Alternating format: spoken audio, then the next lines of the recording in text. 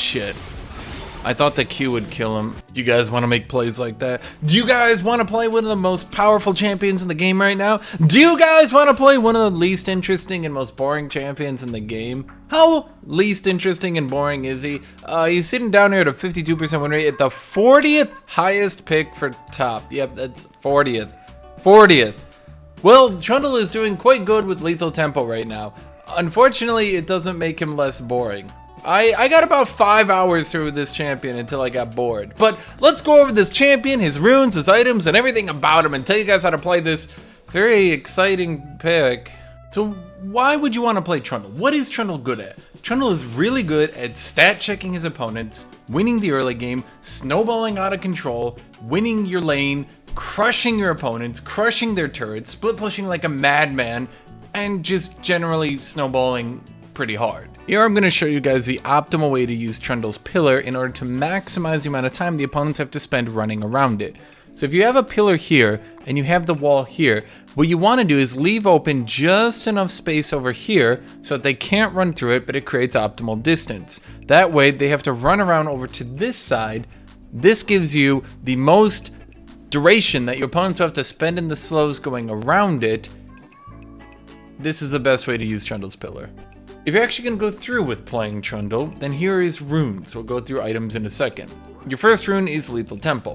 Why? Because your Q gives you bonus damage, lots of attack speed, you hit people really hard. That should be a simple multiplication answer at this point. It's really good early game. Lethal Tempo is still probably overpowered. Up next, we have Triumph and Presence of Mind. Now, some people might say go Triumph because Triumph and Trundle's W scales pretty well, right? But here's the thing, Trundle has a tendency to go out of mana, particularly in lane and later on if he fights people that are tanky.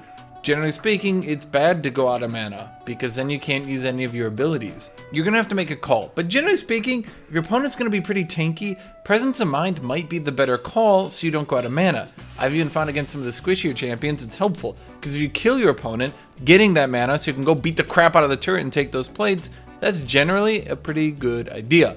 Up next, you have Legend Alacrity and Legend Tenacity. If any of you recommend Legend Bloodline one more fucking time on a bruiser, I will stop making these videos. Anyway, so you have Legend Alacrity and Legend Tenacity. Generally speaking, do they have a lot of stuns? Legend Tenacity. Do they have no stuns or very light stuns? Legend Alacrity. Up next, you have Last Stand. Why? Cause you're a bruiser. You go last stand. Stop asking. Just seriously, guys, common sense. Up next, you're gonna go to the Resolve tree.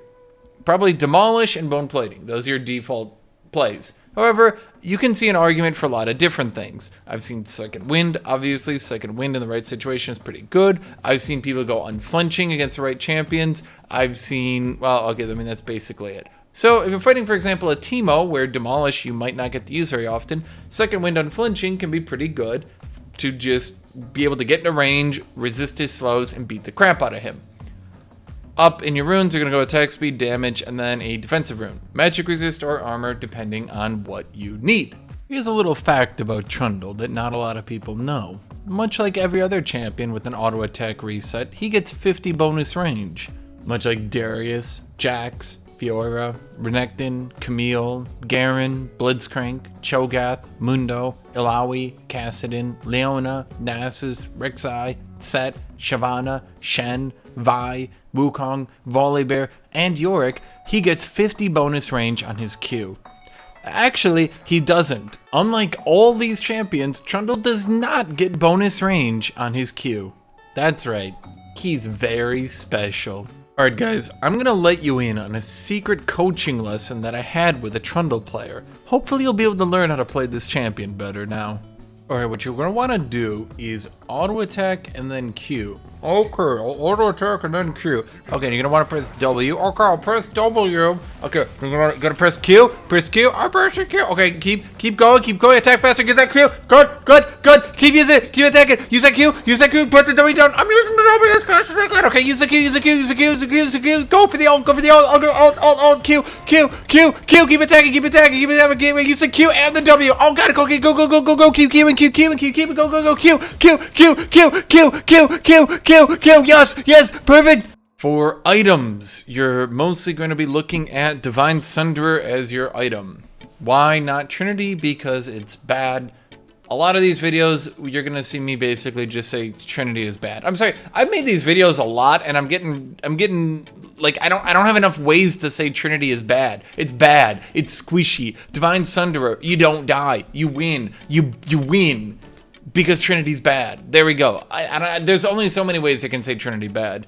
After that, you're going to be looking at a Hullbreaker, or a Titanic Hydra, or a Sterix Gauge. Now, these are probably going to be your 1, 2, 3 items, and you're probably going to go them Hullbreaker into Titanic Hydra into Sterix.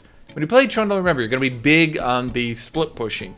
Second item, Hullbreaker, is pretty good, allows you to destroy, annihilate turrets. Also, remember, 400 health from Hullbreaker, 400 health from Divine Sunderer, all the healing from Divine Sunderer, and your ultimate and all that stuff. That means those bonus armor and magic resist from Hullbreaker can add up pretty quickly. If you play a lot of Trundle, you're going to get really annoyed at Vayne. As such, here's a therapeutic Vayne dying break.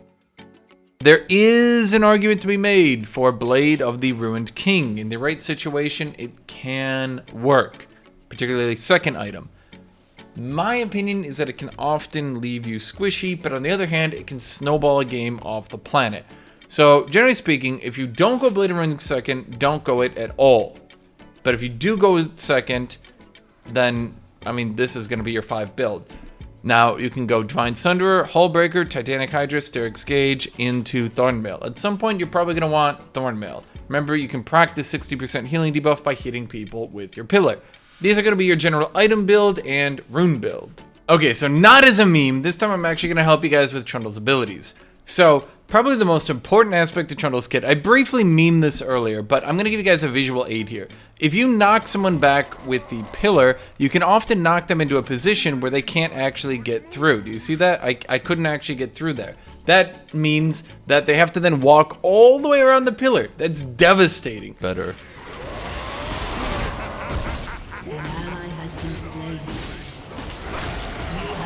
The pillar, as you can see, knocks people back, which can cancel movement abilities, escapes, things like that.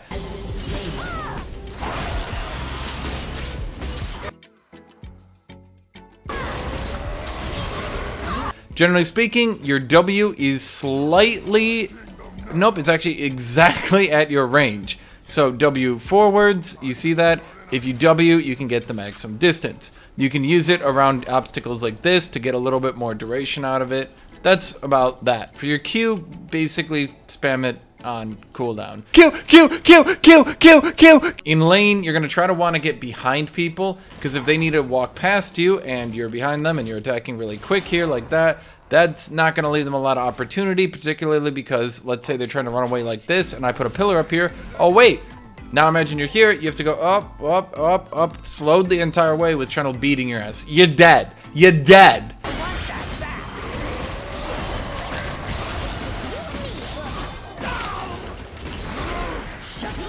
That's actually about it for Trundle's combos.